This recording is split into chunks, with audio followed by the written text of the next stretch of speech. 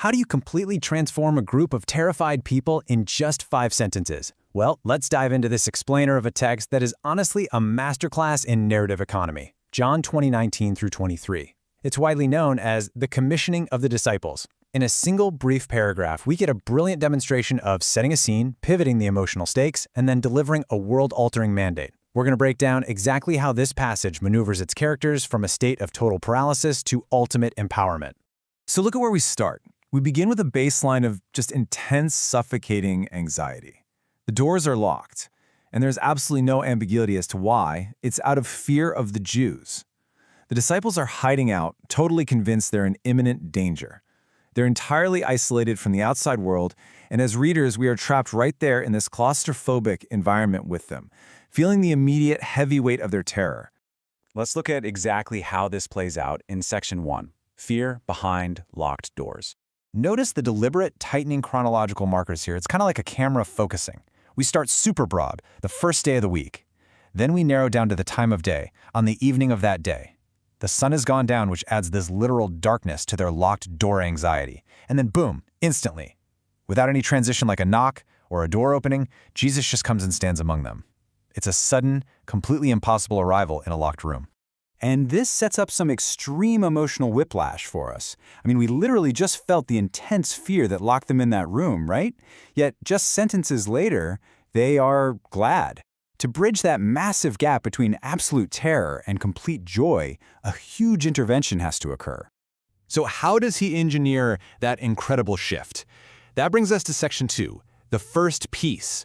See, he doesn't just appear and expect them to be calm, he grounds his arrival with undeniable proof. First, words of comfort. Peace be with you. But in the first century, a sudden appearance through a locked door, that would immediately spark fears of ghosts or spirits. So he provides physical evidence right away, showing his hands and his side. He presents the very specific, undeniable wounds of his recent execution to prove that he is flesh, blood, and truly their Lord. And the result? Immediate, absolute relief.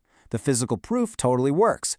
The moment they see the wounds and hear the words, the fear just shatters. They see the Lord, and their gladness is secured. The narrative problem introduced at the very start, that paralyzing terror, has now been perfectly resolved. But the story is really only half over. Now here is where it gets really interesting. Notice the deliberate repetition. Jesus says this exact phrase a second time. Why repeat it?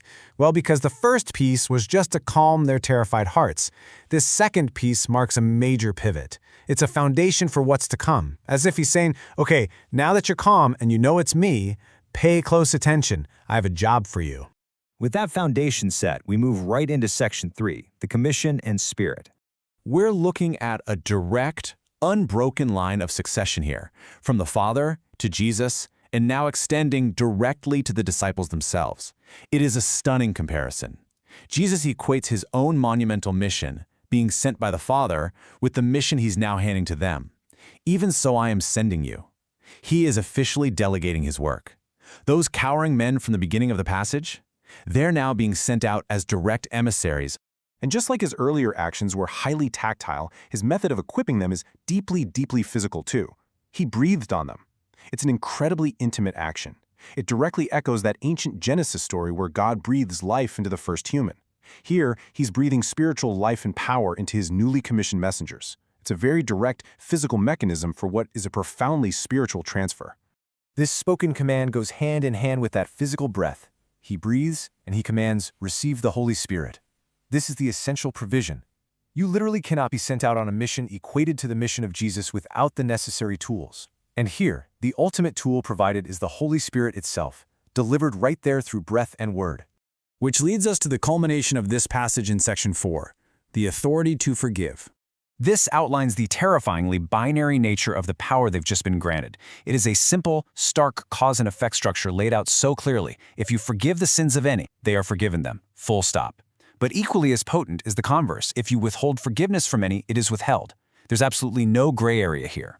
Jesus is handing over an unprecedented level of spiritual authority to make lasting, permanent judgments regarding the sins of others. Let's just take a step back for a second and look at the sheer distance traveled in these roughly 130 words. We started with men locked away in the dark, totally paralyzed by the fear of the outside world. But through visual proof, a double declaration of peace, the intimate breath of the Spirit, and a direct delegation, they are radically transformed. By the final period, those exact same individuals in that exact same room are holding the ultimate authority over sin and forgiveness. It's a complete inversion of the power dynamics. The initial fear? Totally don't. But honestly, it's been replaced by profound, almost crushing responsibility. When you look at this incredible sequence, from the locked doors to the breathtaking authority granted at the end, you really have to ask, how does human nature even begin to wield a power so absolute as granting or withholding forgiveness? And if that mandate was handed down in that room back then, where does that immense authority reside today? Thanks for joining me on this explainer. Keep seeking, keep analyzing, and I'll catch you next time.